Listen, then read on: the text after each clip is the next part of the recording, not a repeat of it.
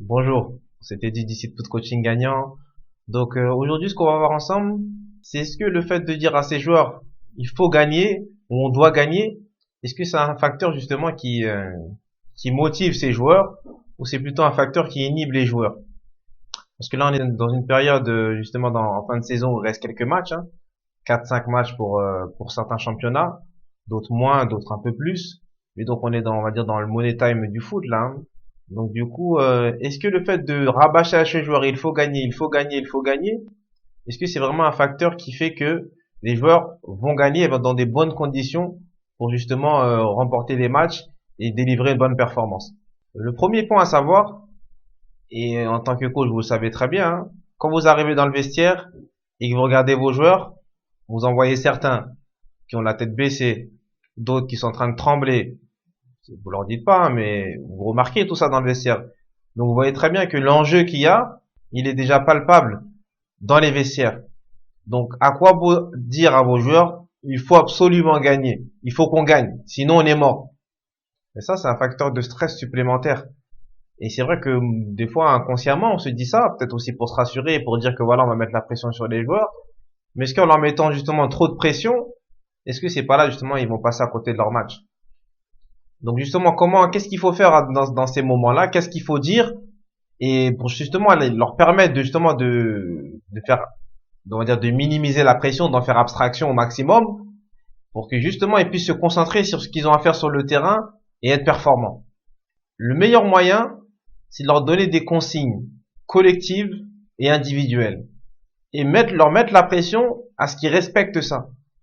C'est-à-dire que vos joueurs, vous les connaissez très bien, ça fait depuis pratiquement 7-8 mois que vous travaillez avec eux.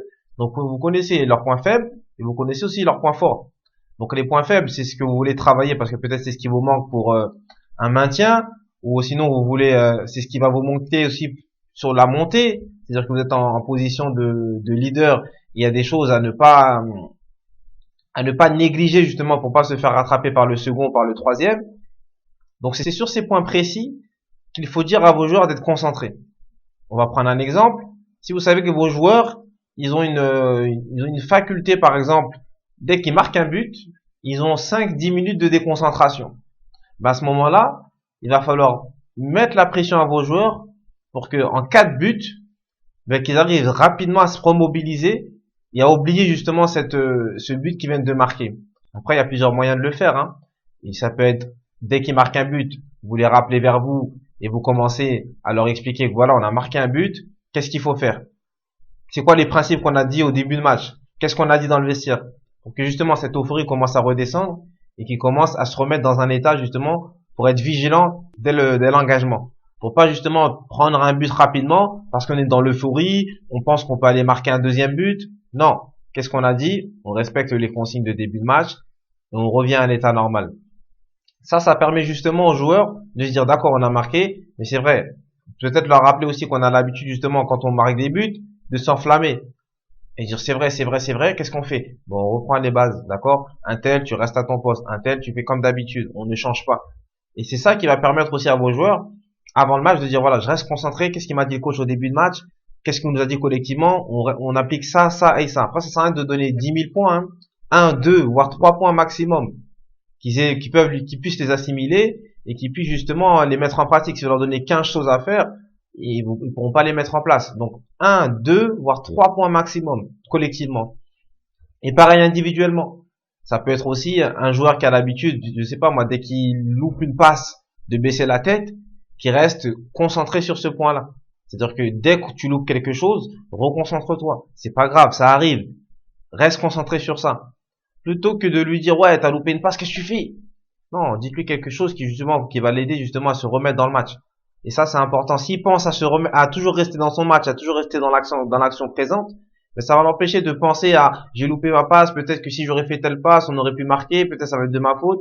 Et là, il commence à gamberger, et ce qui se passe, ben, il est plus dans le match. Et vous allez le perdre au fur et à mesure. Donc ça, c'est important. Donnez des objectifs bien précis à vos joueurs avant le match. Bien sûr, ils savent très bien qu'il faut gagner. Ils savent très bien qu'il faut faire ça, que ce soit quand on joue une montée, quand on joue un maintien, que ce soit un match de coupe.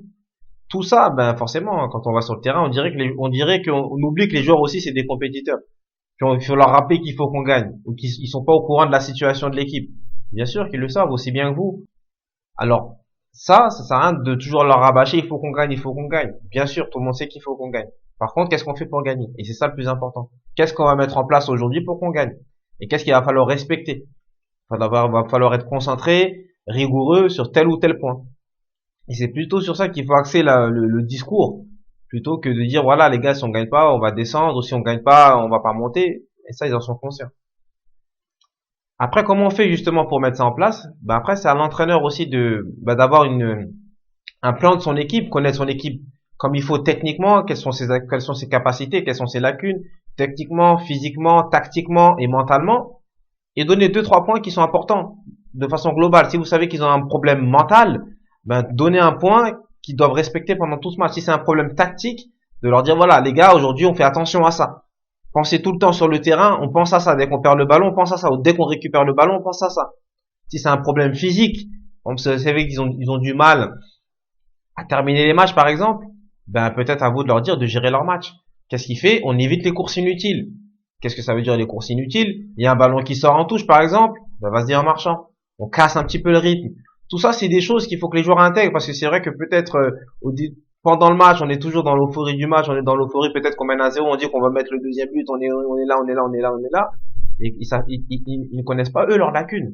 Ils savent pas que à force d'aller dépenser de l'énergie ici, dépenser de l'énergie là-bas, ça se paye en fin de match. Et peut-être le dernier quart d'heure, vous avez une équipe qui tire la langue et qui commence à baisser, et c'est là que l'équipe adverse, elle devient dangereuse. Donc, pour prévenir ça, les gars, bien gérer temps fort, temps faible. Tout ça, ne pas faire des efforts inutiles. Peut-être, voilà, les défenseurs aussi. S'il n'y a pas besoin, ne montez pas. Attention, restez en place. D'accord? Parce que vous avez déjà dans l'optique que vous savez que dans les 15 dernières minutes du match, c'est là que votre équipe va être en danger. Si c'est un problème, par exemple, je sais pas moi, un problème technique, dire aux joueurs, quand on est dans notre moitié de terrain, on évite l'axe, par exemple. S'ils ont des problèmes de relance, leur dire premier ballon, on joue sur le côté. Comme ça, si on perd le ballon sur le côté, on a plus de temps pour revenir. Voilà, c'est des points qu'il faut leur donner bien précis et qu'il faut bien sûr travailler à l'entraînement. Parce que si à l'entraînement vous ne travaillez pas, ça va pas venir automatiquement en match. Plus ils vont le faire à l'entraînement et plus ils vont pouvoir l'intégrer pour les matchs. Parce que c'est vrai que quand il y a le match, justement, il y a la pression qui est là et des fois avec la pression, on oublie des choses. Mais si ça devient automatique à l'entraînement, on a l'habitude de le faire tout le temps, en match, on le fait de façon automatique. Et si on oublie, dès qu'on nous le rappelle, ouais, c'est vrai, le coach nous avait dit ça, directement je le mets en place. Mais si c'est pas quelque chose qui est habituel chez vous ou dans votre équipe, souvent avec le match, avec l'enjeu et tout ça, on les oublie. Donc voilà, ce qui est important, c'est au lieu de dire rabâcher à vos joueurs, faut qu'on gagne. Oui, d'accord. Ça, tout le monde le sait. Par contre, comment on fait pour gagner, c'est ça le plus important. Donc voilà, ça c'est ce que je voulais partager avec vous aujourd'hui. Donc attention, surtout dans les moments où voilà, il y a un peu de stress, il y a un peu d'enjeu, à ne pas mettre encore plus de pression sur vos joueurs qu'ils en ont déjà. Ils savent très bien qu'il faut gagner. Maintenant, à vous de leur donner les billes et les bons moyens justement pour bien entrer dans leur match et pour être performant durant le match. C'est pas en leur disant qu'il faut gagner que ça va les transcender plus que ça. Donc partagez cette vidéo si elle vous a été utile, surtout dans cette fin de saison. Et puis n'hésitez pas à mettre un petit commentaire sur YouTube ou sur Facebook pour me dire un petit peu le retour que vous avez par rapport à cette vidéo. Donc voilà, c'était Teddy du site Foot Coaching Gagnant et je vous dis à très bientôt.